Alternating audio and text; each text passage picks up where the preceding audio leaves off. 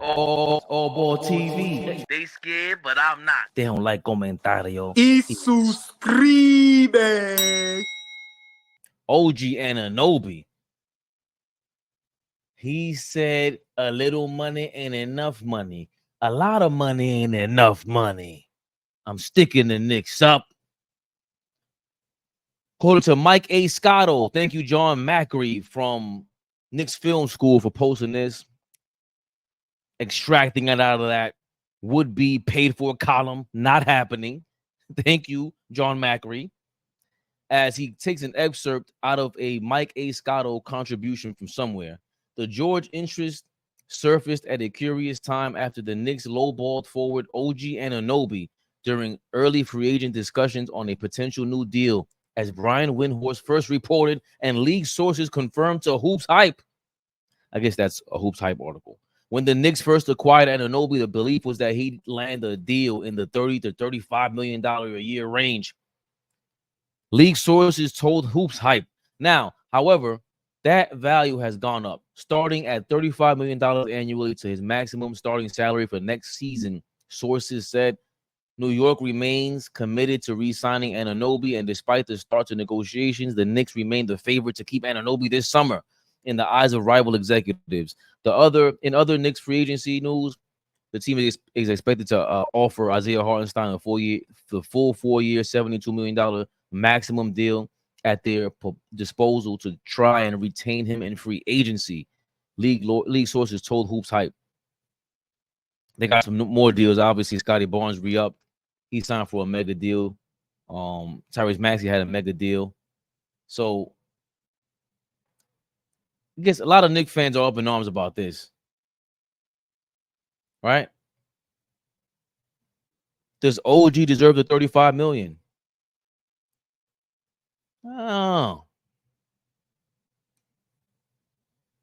There's a lot that's going on with OG Anunoby.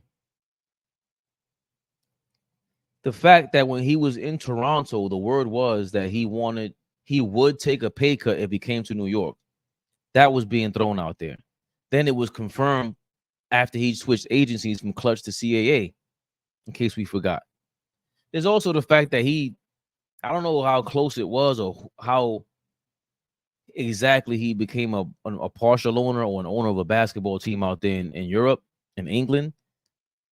I don't know if it has to do with CAA ties or Clutch ties or whatnot.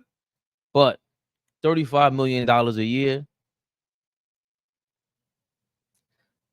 Sign me right up, man. What are you people talking about? What are you worried about? This is the guy. This is the guy we traded for. He made everything better. Right? You worried about him getting hurt? You want Paul George?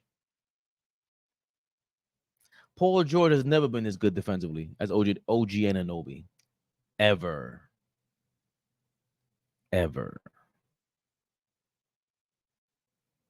I recall Paul George joining Russell Westbrook and got exited in the first round. He's another guy. Paul George is another guy. How many All-Stars do you have to join before we think you're a loser? And I say that respectfully. Russell Westbrook, James Harden, Kawhi Leonard. He was around Melo. I guess does that count? The Pacers were good. Eastern Conference Finals. He kind of respected LeBron too much. I'm trying to shoot Paul George some bail because I always compare Jason Tatum to him, Lamar Odom, the young LeBron James, T-Mac, a lot of these, passive aggressive personality types. And unlike T-Mac and a young LeBron, Tatum had Jaylen Brown. Lamar Odom had so many All-Stars that with the Clippers, he played with Elton Brand. The Miami Heat, he played with D Wade. Lakers, he had Kobe, Pau Gasol. So he's had enough chances to get help for not being passive like that. Paul George eventually got some help, but he didn't start off his career with Jason Tatum. And I'll shoot him some bail with that. But he's 35 years old. We've seen enough. To pay Paul George $50 million at 35 is crazy. Like, there's no way you can go with that. And then you're thinking about OG Anunoby. Like, that's what the conflict is. Because then if that's the case, you got to go give $40-50 million or whatever it is to OG Anunoby. He's younger. You have more of a chance to see what's going to happen the next 4 years. We saw in January you didn't need much. You didn't need much to win a championship after that. We're right there. If you want to say a little few pieces here and there, okay, cool. I'm cool with that.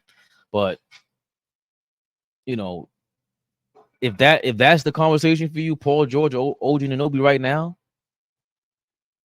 he was with Kawhi. We didn't see it. None of them played inspiring basketball when it mattered most. And the Knicks, we need to give this group more chances at that.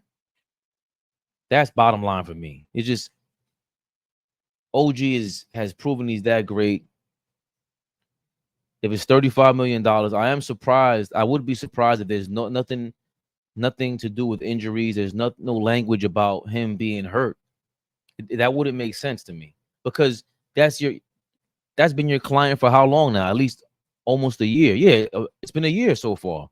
It was last June that OG Anunoby became a CAA client, and Sam Rose, thinking and Howard Mintz. I know something Mintz. There's the other agent over there, CAA. So the general man, the president of basketball operations for the New York Knicks, his son is OG's agent. If he's keeping this information from his father, he needs to be disowned, banned from New York City, and whatever else we got to do for participating in such nonsense, turning on us the way that he did. The other side to that is, of course, the Philadelphia 76ers going after Paul George and OG Anunoby at this free agency period. And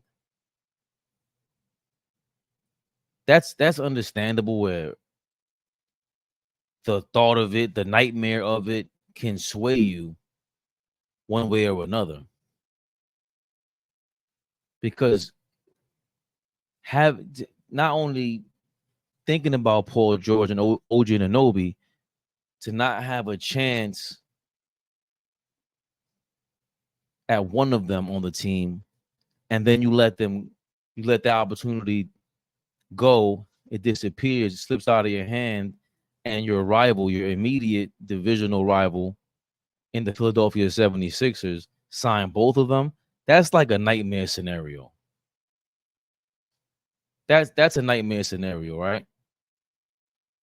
The 76ers sign Paul George and OG Anunoby. Are you guys over the fear now? I gave you 2 seconds to think about that. You think the 76ers have the cojones to sign both of those guys? Number one, no. I don't believe you, Daryl Morey. I don't believe you. You're just putting stuff out there to rock the Knicks boat. It's not going to happen. We don't care. Have a good day. They don't love me. They don't respect me. Like, I can hear them on the way out, man. I don't think the 76ers have what it takes to really sway them. If OG Anunoby, if he sits down and he goes, I'm going to take $40 million a year to go play with Paul George, 35 years old, injury prone. Joel Embiid, who looks like he's 45 years old, injury prone. And go shoot for a championship. You talk about shooting in the dark. And then after that,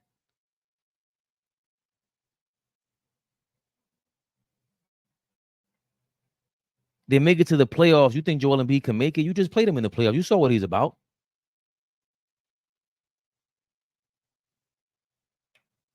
It's no way possible. It's no way possible.